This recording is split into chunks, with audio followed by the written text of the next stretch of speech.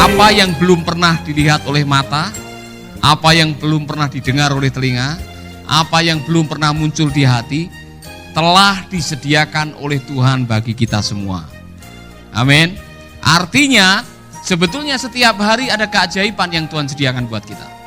Setiap hari tersedia mujizat yang Tuhan bisa lakukan dalam kehidupan kita. Ada sebuah kejutan yang saya terima juga dengan istri. Mungkin saudara yang lihat Metro TV, saudara tahu ada Kick Andy Hero Award. Dan buat kami, apa yang tidak pernah dilihat, apa yang tidak pernah didengar, apa yang tidak pernah muncul di hati, itu bisa terjadi. Itu meneguhkan apa yang tidak pernah dilihat, tidak pernah dipikirkan, apa yang tidak pernah timbul di hati, itu Tuhan ternyata sudah menyediakan. Nah, saya pernah bersaksi tanggal 26 Desember Mercy Indonesia di-expose di Metro TV di acara Kick Andy. Itu saja sudah menyenangkan. Ya kan?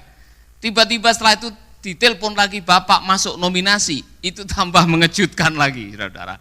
Nah, yang saya ingin sampaikan kepada saudara-saudara, ternyata buntut dari semuanya itu adalah banyak departemen sosial yang datang ke Bali mengunjungi kita. Sudah ada 2 departemen sosial dari 2 provinsi yang datang mengunjungi kita, mau melihat dan mau belajar dari apa yang kita lakukan. Dan seperti yang saya katakan tadi atau Ibu katakan, berkat-berkat itu mengalir luar biasa sehingga kami betul-betul dibikin kagum oleh karya Tuhan. Amin. Saya mau berkhotbah mengenai itu. Apa sih yang dibutuhkan, apa yang diperlukan, apa yang terjadi sebelum mujizat itu terjadi dalam kehidupan kita. Minimal ada 4 hal yang sangat penting yang biasanya mendahului keajaiban itu terjadi dalam kehidupan kita. Kita lihat di dalam Injil Yohanes pasal 6. Saudara percaya mujizat masih terjadi? Masih bisa terjadi? Bukan hanya untuk orang-orang hebat, tapi untuk semua orang punya hak dan punya kesempatan untuk mengalami keajaiban dari Tuhan. Yohanes pasal yang ke-6, ini contoh yang sangat bagus. Yohanes pasal yang ke-6 ayat 1 mulai. Sesudah itu Yesus berangkat ke seberang Danau Galilea, yaitu Danau Tiberias. Perhatikan baik-baik. Orang banyak berbondong-bondong mengikuti dia, karena mereka melihat mujizat-mujizat penyembuhan yang diadakannya terhadap orang-orang sakit. Dan Yesus naik ke atas gunung dan duduk di situ dengan murid-muridnya. Dan Paskah hari raya orang Yahudi sudah dekat. Ketika Yesus memandang sekelilingnya dan melihat bahwa orang-orang banyak berbondong-bondong datang kepadanya, berkatalah ia kepada Filipus, di manakah kita akan membeli roti supaya mereka ini dapat makan. Hal itu dikatakannya, perhatikan baik-baik ayat yang ke-6. Hal itu dikatakannya untuk mencobai, sebetulnya kalimat yang tepat di dalam terjemahan yang lain, untuk menguji dia. Sebab ia tahu sendiri apa yang hendak dilakukannya. Yesus tahu dia akan melakukan mujizat. Tapi kali ini ia melibatkan para murid untuk bisa mengalami proses mujizat itu. Amin. Jawab Filipus kepadanya, roti seharga 200 dinar tidak akan cukup untuk mereka ini, sekalipun masing-masing mendapat sepotong kecil saja. Seorang dari murid-muridnya yaitu Andreas, saudara Simon Petrus, berkata kepadanya, di sini ada seorang anak yang mempunyai 5 roti jelai dan 2 ikan. Tetapi apakah artinya itu untuk orang sebanyak ini? Kata Yesus, suruhlah orang-orang itu duduk. Adapun di tempat itu banyak rumput, maka duduklah orang-orang itu, kira-kira 5.000 laki-laki banyaknya. Lalu Yesus mengambil roti itu, mengucap syukur dan membagi-bagikannya kepada mereka yang duduk di situ. Demikian juga dibuatnya dengan ikan-ikan itu, sebanyak yang mereka kehendaki. Dan setelah mereka kenyang, ia berkata kepada murid-muridnya, kumpulkanlah potongan-potongan yang lebih, supaya tidak ada yang terbuang. Kita semua sudah tahu, sudah ada lagunya, 5 ketul dengan 2 ekor ikan dan sebagainya. Saudara-saudara, mari kita lihat prosesnya. Untuk sebuah mujizat terjadi, biasanya Tuhan mengizinkan yang namanya tantangan atau krisis atau pergumulan. Pergumulan, krisis, tantangan itu selalu mendahului yang namanya keajaiban. Kali ini yang justru melemparkan tantangan adalah Tuhan Yesus. Beri mereka makan. Jumlahnya berapa? 5.000. Uangnya berapa? 200 dinar. Itu kalau dibelikan roti semua walaupun makan sekecil apapun tetap tidak cukup. Artinya mereka punya masalah. Masalah antara kenyataan dengan harapan tidak sama. Disitulah terjadi ketegangan, dan ketegangan itulah yang memunculkan keajaiban. Karena semua mujizat didahului oleh pergumulan. Lihat di dalam perjanjian lama, lihat di dalam perjanjian baru. Hampir semua yang namanya mujizat dimulai dengan krisis. Dan kali ini penting sekali, justru Yesus yang menguji mereka. Yesus sudah tahu dia akan melakukan keajaiban, tapi dia melibatkan para murid dan mengatakan, beri mereka makan. Apa artinya bagi kita, saudara-saudara? Artinya dalam hidup ini, Yesus mengharapkan mujizat itu menjadi lahan pertumbuhan iman, saudara. Bukan masalah rotinya, bukan masalah makanannya, tapi masalah proses ini. Yesus melibatkan para murid supaya mereka bisa mengalami sebuah keajaiban sehingga iman mereka berkembang. Ada orang yang mengatakan begini, Tuhan itu lebih tertarik kepada pertumbuhan daripada kebahagiaan. Saya ulangi lagi, Tuhan lebih tertarik kepada pertumbuhan iman saudara daripada kebahagiaan saudara. Itulah sebabnya ada waktu-waktu dalam hidup saudara, saudara diizinkan kehilangan kebahagiaan karena tantangan. Amin. Saudara akan diizinkan oleh Tuhan masuk dalam pergumulan, memasuki tantangan, mengalami kesulitan, menghadapi segala macam pergumulan karena Tuhan sedang memproses iman saudara. Amin.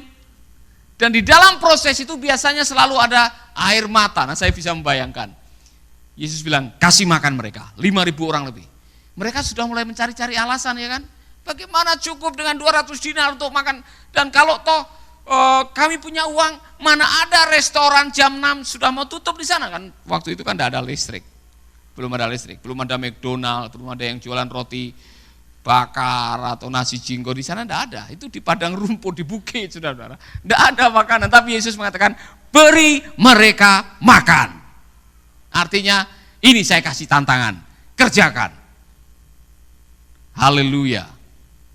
Nah, kalau kita tahu seperti nyanyian tadi, yang belum pernah dilihat, yang belum pernah didengar, yang belum pernah timbul dalam hati, ternyata ia sudah menyediakannya, lalu yang perlu kita lakukan adalah taat saja. Lakukan apa yang Tuhan katakan. Jadi yang kedua yang saudara perlu, yang pertama adalah tantangan. Yang kedua yang perlu saudara lakukan adalah mentaati apa kata Tuhan, karena di dalam keajaiban selalu melibatkan ketaatan. Saya mau tanya kepada saudara-saudara, hampir semua mujizat selalu melibatkan ketaatan. Masih ingat mujizat pertama yang Yesus lakukan? Masih ingat mujizat pertama yang Yesus lakukan apa coba? Mengubah air menjadi anggur. Pada waktu itu sebelumnya belum waktunya, Yesus mengatakan waktuku belum tiba. Tapi Maria ibu Yesus memberitahukan kepada pelayan-pelayan, bilang apa? Turuti apa yang diperintahkannya, ikuti saja apa yang dikatakannya, ikuti saja, taat saja, lakukan saja, maka itu akan terjadi dalam kehidupan saudara. Masih ingat seorang janda yang ditinggal mati oleh suaminya, meninggalkan hutang banyak di dalam perjanjian lama. Dan pada waktu janda itu ketemu dengan seorang nabi, dan nabi membuat sebuah saran, sekarang kau pulang, pinjam semua tampayan. Seluruh kampung kalau bisa kamu pinjam semua, kemudian masuk kamar, berdoa dengan anakmu, tuangkan minyak sisa itu ke tempayan itu. Apa yang dilakukan? Mujizatnya kapan terjadi? pada waktu dia masuk kamar dan dia mentaati apa kata sang nabi. Jadi ada hubungan yang erat antara mujizat dan ketaatan, saudara-saudara. Amin. Ini yang lapar bukan hanya orang-orang yang mengikuti Yesus dan berbondong-bondong. Saya pikir para murid pun ikut lapar. Anak kecil yang punya makanan itu juga lapar. Nah, pada waktu anak kecil memberikan makanan ini kepada Andreas, Andreas punya kesempatan untuk makan sendiri kalau dia mau. Iya kan?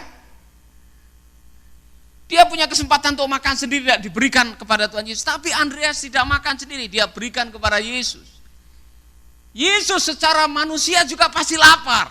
Dan dia punya kesempatan untuk makan roti dan ikan itu kalau dia mau. Tapi dia tidak melakukannya.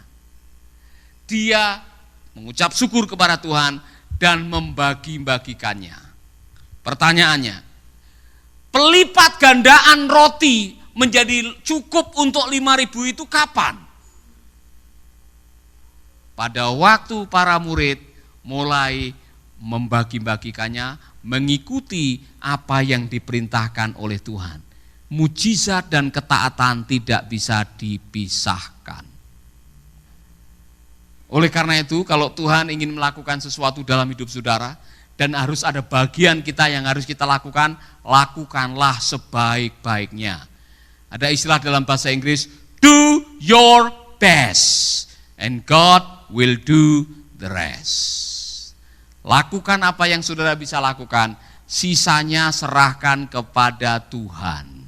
Amin. Sahabat, Anda baru saja mendengarkan program Making Life Better.